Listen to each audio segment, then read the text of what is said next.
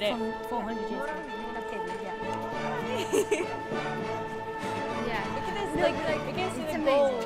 You can also see like the cracks. It's amazing how they made it. It's marvelous. It looks like a gold ring.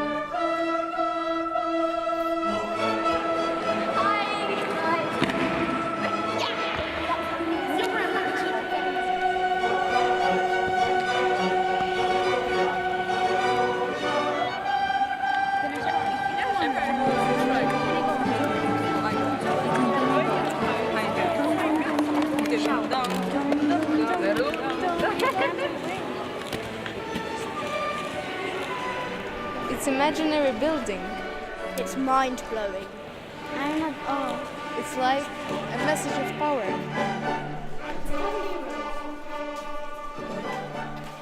What?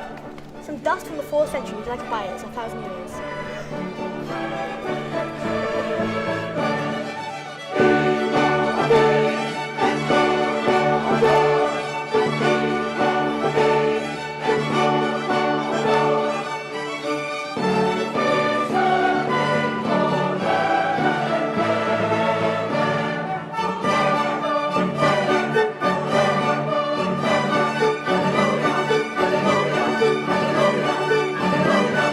Rotunda does not stand alone. It's part of an imperial palatial complex envisioned by Emperor Galerius, a powerful member of the late Roman tetrarchy. Standing by its original entrance and looking down towards Galerius' triumphal arch, the palace area further down, and the sea, I can only think of how this formidable complex changed the cityscape of Thessaloniki. By 306, it was without any doubt the talk of the town. Rotunda is a unique monument of Thessaloniki. It was constructed as a pagan temple or a mausoleum for either Galerius or Constantine the Great. It's an impressive, massive, circular dome building compared architecturally only to the Great Pantheon in Rome. It measures 29.80 meters in height and 24.50 meters in diameter. Its walls are 6.30 meters thick. In its original design, the rotunda had an opening, or an oculus, right in the center, as does the Pantheon in Rome, for light and ventilation.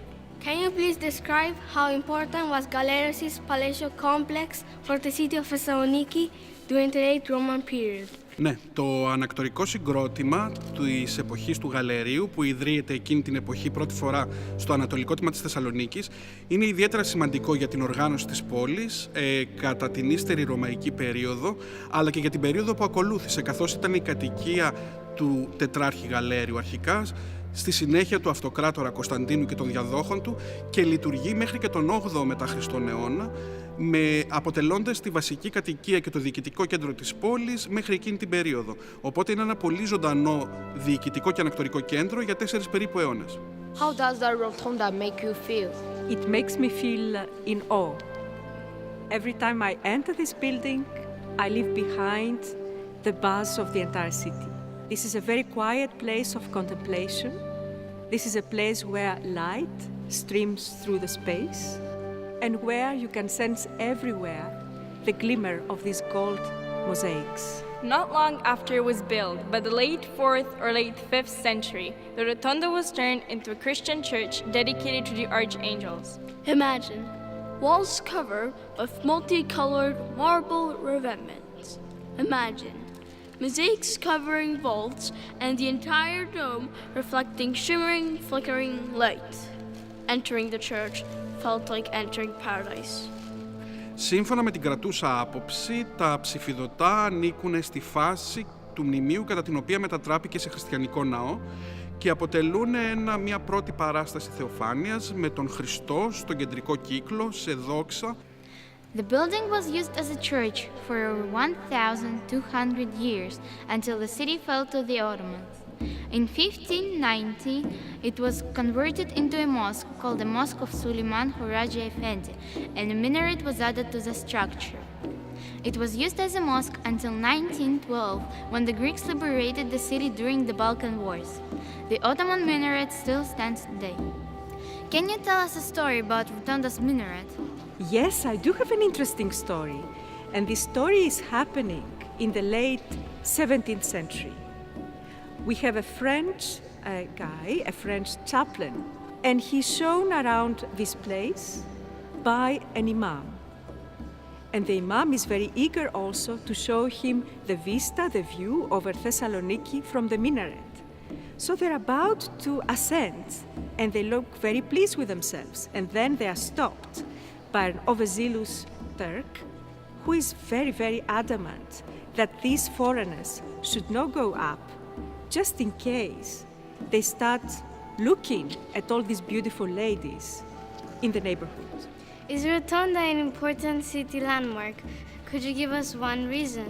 Νομίζω ότι η Ροτόντα είναι το σημαντικότερο landmark της πόλης της Θεσσαλονίκης, παρά το γεγονός ότι κατά τις τελευταίες δεκαετίες, ήδη από τον 20ο αιώνα, landmark της Θεσσαλονίκης θεωρείται ο Λευκός Πύργος. For me, it's like a cake, a rich cake with a wonderful foundation which is Roman, and then the middle bit is Byzantine, and then the upper part is Ottoman, and we are talking about 3 major religions.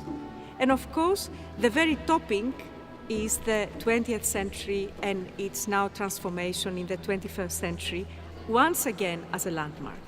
How effective was the European community financial support in the restoration of the Rotunda?